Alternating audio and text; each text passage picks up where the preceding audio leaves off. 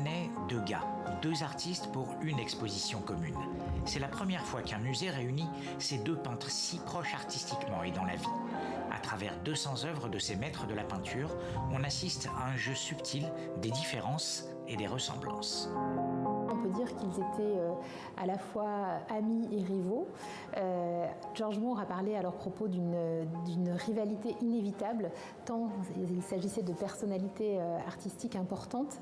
Et donc ils s'admiraient et à la fois l'un admirait l'autre et l'autre irritait l'un. Donc toute leur relation est émaillée d'histoires de brouille, de rabibochage. Et en tout cas, l'un et l'autre se sont beaucoup regardés et se sont beaucoup nourris de l'art de l'autre. Portraits de femmes, scènes de la vie parisienne, courses de chevaux, beaucoup de thèmes communs aux deux peintres dans cette moitié du XIXe siècle, mais entre Degas et Manet, ce sont deux approches différentes de leur art. Exemple avec ces deux tableaux, La Prune de Manet et L'Absinthe de Degas, qui représentent la même femme assise dans le même café. Dans le cas de Manet, on voit que son modèle est mis au centre, en majesté. Elle est très élégante, bien vêtue, dans une pose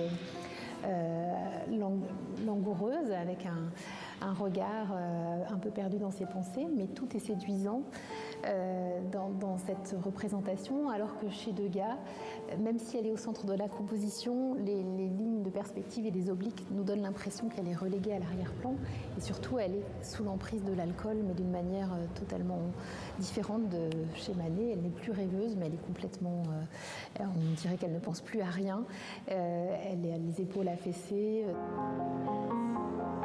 Leur point commun, vouloir faire entrer le monde moderne dans la peinture. Presque tout le reste les oppose.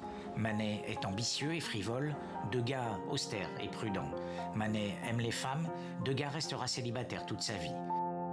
Grand admirateur de Manet, Degas réalisera de nombreux portraits de lui, l'inverse n'est pas vrai.